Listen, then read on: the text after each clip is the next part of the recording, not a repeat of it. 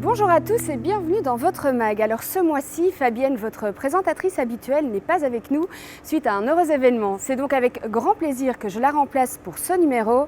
Aujourd'hui, nous allons parler de l'eau du robinet en France et du rôle que joue Suez Environnement pour garantir sa qualité.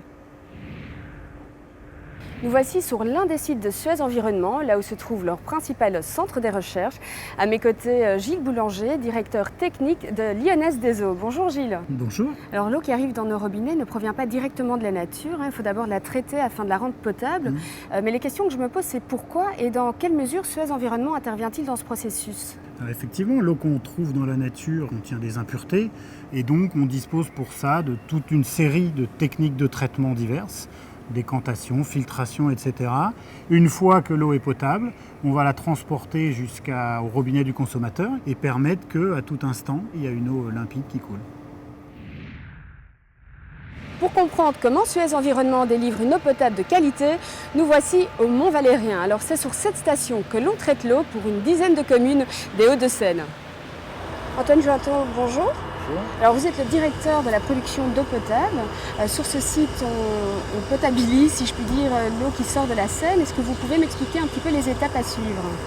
Bien, sur le traitement, on va appliquer une préoxydation à l'ozone. Ensuite, on va décanter les matières en suspension présentes dans l'eau de la Seine, supprimer les éléments indésirables au niveau de la clarification.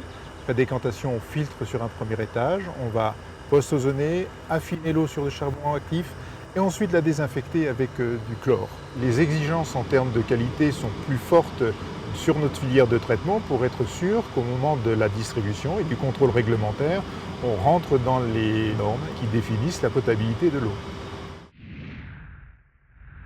Alors Gilles, on vient de le voir, l'eau potable en France est de très très bonne qualité, mais en même temps on entend quand même pas mal parler de micropolluants. Alors qu'est-ce que c'est, d'où viennent-ils et quelle influence ont-ils sur l'eau que nous buvons ? Alors, effectivement, les micropolluants, c'est toute une série de molécules pour l'essentiel fabriquées par l'homme. Toutes ces molécules que l'on utilise au quotidien peuvent se retrouver à l'état de traces dans l'eau. Et comment ça se fait qu'on n'en parlait pas avant aujourd'hui ?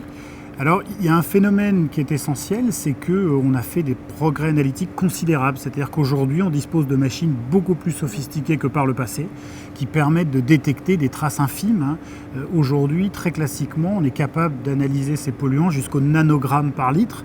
Donc, c'est vraiment des seuils très très faibles. Alors, que fait Suez Environnement afin d'anticiper sur ces micropolluants ? Pour répondre à la question, nous sommes partis à la rencontre d'experts sur le centre de recherche de Suez Environnement.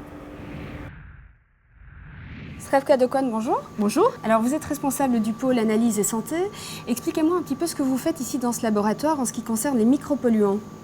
Notre rôle est d'analyser et caractériser chimiquement ces molécules, de les mesurer ensuite dans l'environnement et sur l'ensemble du cycle de l'eau, de façon à pouvoir identifier les risques qui sont associés et de proposer à nos filiales opérationnelles des stratégies pour réduire ces pollutions et les risques en proposant de nouveaux modes de traitement.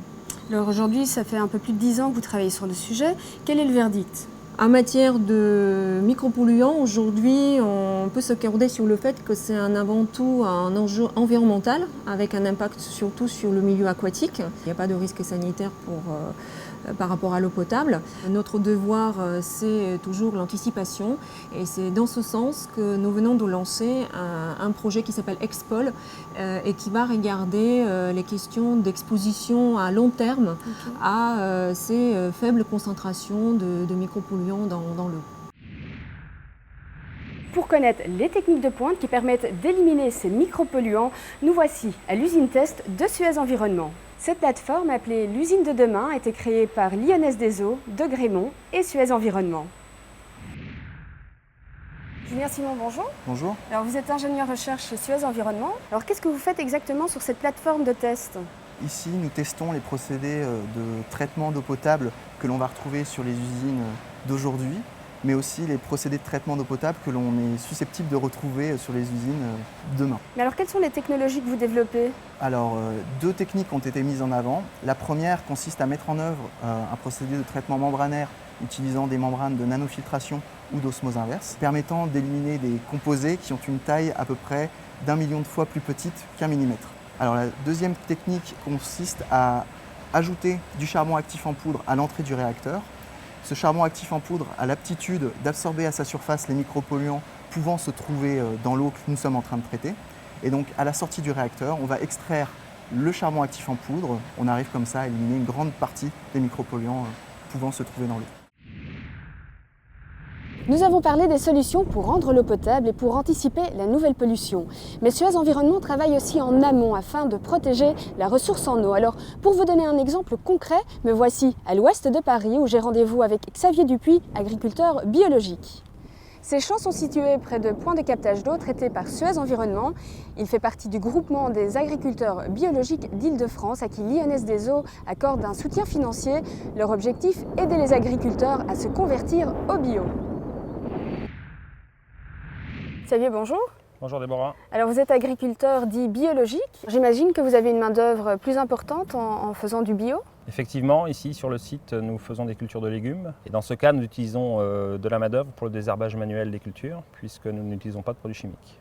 Quel est l'intérêt pour vous d'être situé près de points de captage d'eau? L'intérêt principal, c'est de contribuer à la qualité de l'eau. On apporte très peu de nitrates ici sur les terres, puisqu'on est en agriculture biologique, et très peu de produits chimiques. L'autre intérêt, c'est aussi d'un point de vue purement économique, c'est qu'on est incité par des aides européennes et nationales pour passer en bio des terres qui sont proches des zones de captage. Il est évident que la meilleure façon d'éliminer les pollutions, c'est d'éviter leur propagation. Et c'est dans ce sens que vont les pouvoirs publics en France, une approche plus respectueuse de l'environnement et plus économique. Merci et à très bientôt pour un nouveau MAG.